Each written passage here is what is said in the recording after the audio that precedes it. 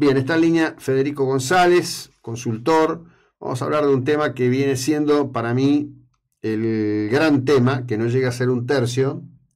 Bueno, el otro tema es buscar el tercio perdido de Milei, que nadie sabe por dónde anda, ¿no? Pero bueno, que es la cuestión del voto en blanco. Federico, buen día, ¿cómo estás? Hola, buen día, José Luis, ¿cómo te va? Bien, Muy bien. bien. Bueno, danos tu lectura de lo que está pasando con el tema del voto en blanco, que está teniendo un protagonismo cada vez más importante, junto con, digamos, la abstención, ¿no? Que en líneas generales, por lo menos en elecciones provinciales y también elecciones municipales, que las ha habido y muchas, quizás con menor impronta mediática, se está transformando en una suerte de constante del comportamiento ciudadano. Bueno, bien, yo creo que el tema tiene, como tantos otros, diversos aristas. Una es la magnitud del fenómeno. Me parece que ahí hubo elecciones provinciales en donde realmente la magnitud fue alarmante. Después, mira, no tengo exactamente los números, pero voy a poner un número hipotético que más o menos creo que por ahí tiene que ver, para graficar una idea. Supongamos que la media de participación fuera 70 y que ahora fuera, que en este año fuera 68 o 66, vamos a ver. En un sentido, uno dice, bueno, récord histórico de abstención. Ahora, ¿cuál es la magnitud de ese fenómeno?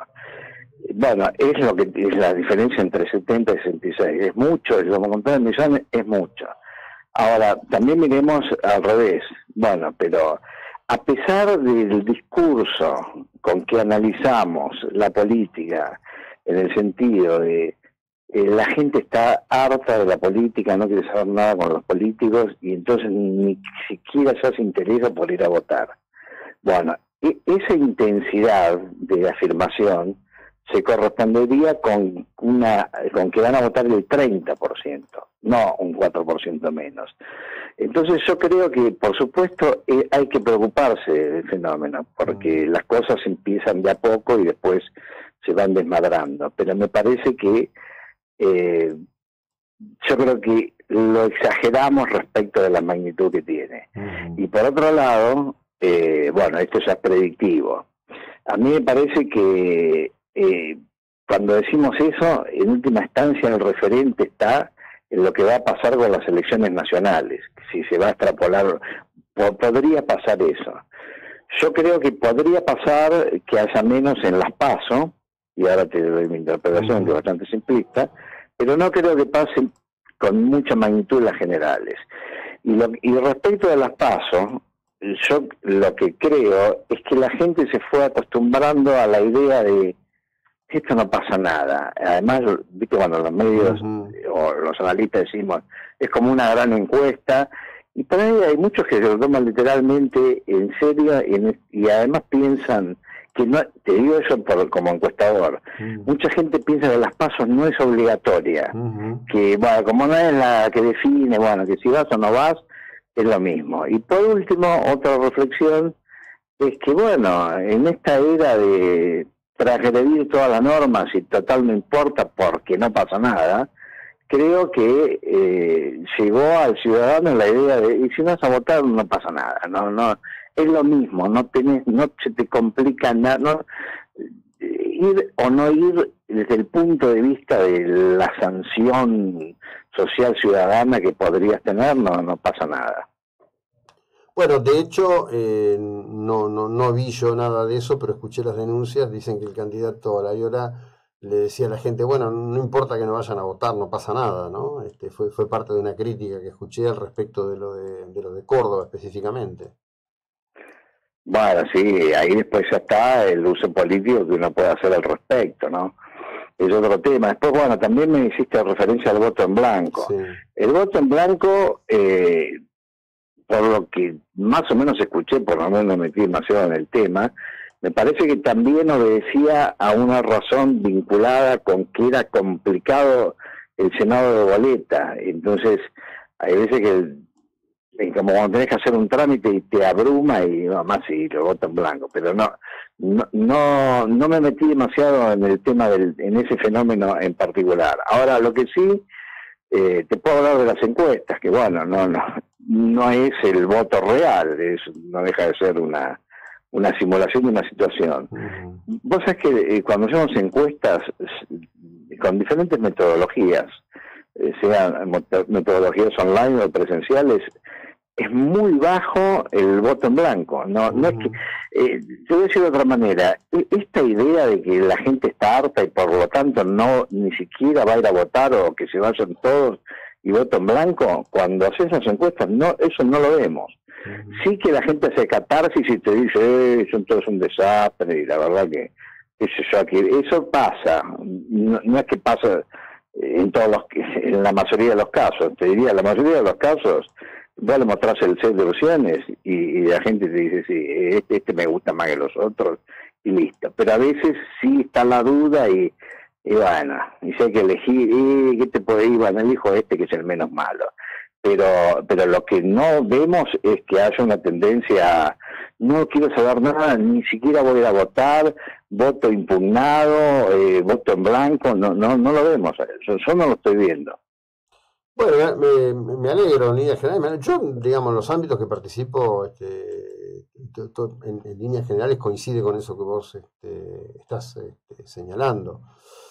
Lo que ocurre es que, bueno, también a veces se instalan, se arman determinados estadios, ¿no? Creo que en la Argentina somos, en el escenario de la comunicación, tres. Uno es Zuleta Puseiro, Ignacio. El otro es el colega Bazán en TN, y yo, que decimos que eso de los 3/3 no va a ocurrir, que la sociedad argentina a la hora del voto real va a converger hacia el centro porque es muy conservadora. Y bueno, y sin embargo te martillan la cabeza todo el día con ese tema, y he estado en conversaciones con dirigentes políticos con responsabilidades muy importantes, hablándote del escenario de los 3/3, convencido que existía, y hasta ahora hay un tercio que no lo encuentra nadie. Bueno, estoy totalmente de acuerdo con vos respecto a los tercios.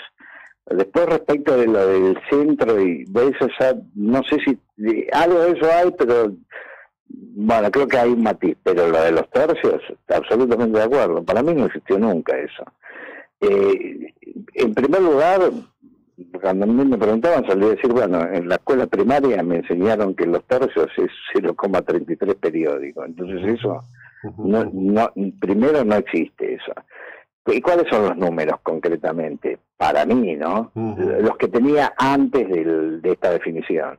Sí. Los que tenía era Juntos por el Cambio, que estaba cerca del tercio, es decir, que estaba cerca del tercio sumando a todos los candidatos que había en ese momento, Larreta, Bullrich y, bueno, Carrió, Pichetto, Manes y Morales.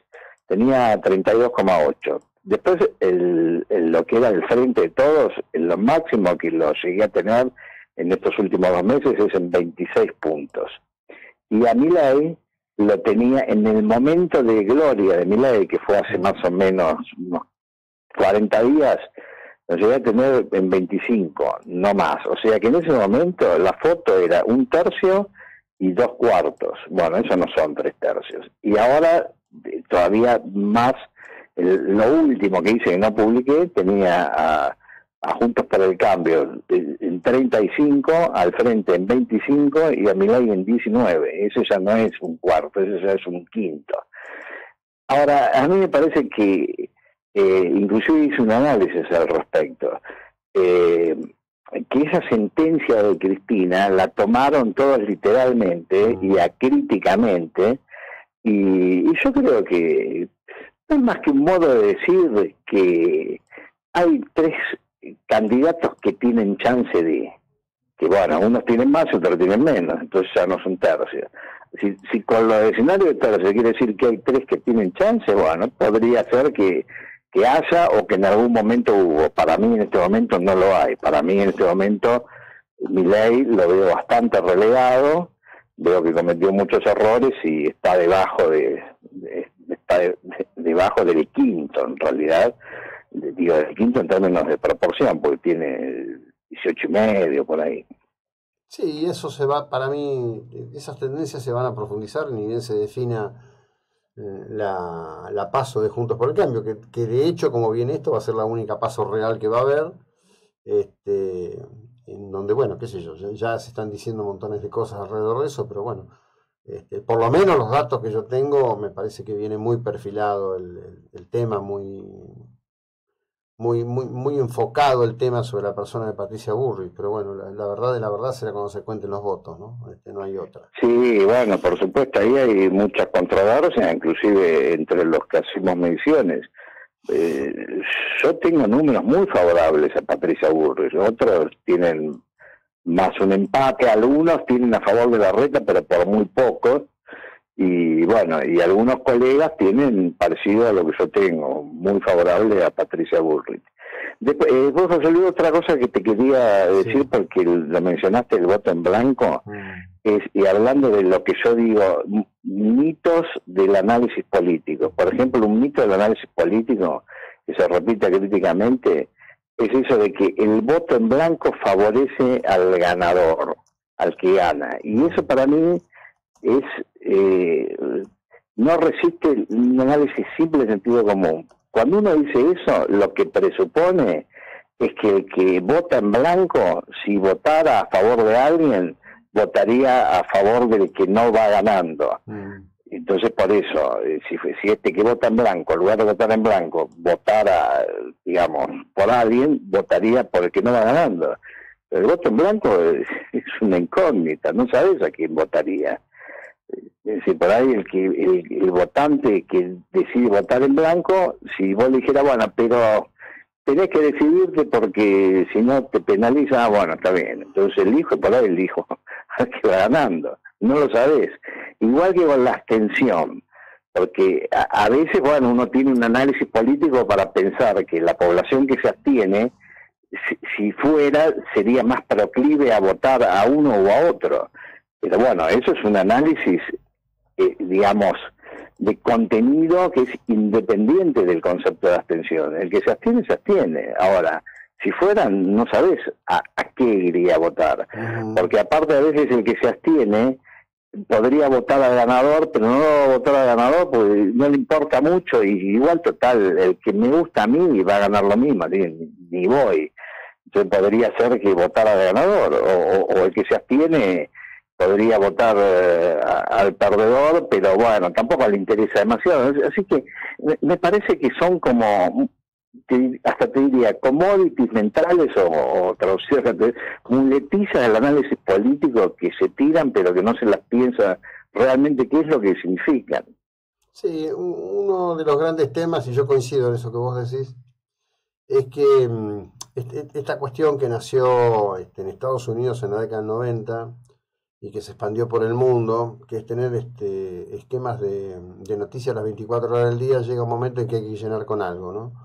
Entonces todo el mundo empieza a hacer juegos de avalorios, a veces todo parece más un entretenimiento que una preocupación por la información, pero bueno, la verdad que te agradezco muchísimo, ¿eh? Un abrazo a la distancia, gracias, muy amable. Gracias por el llamado y bueno, hasta pronto, y saludos a los maplatenses. Bueno, será nada, están dados. Federico González, consultor, vamos a seguir en un instante.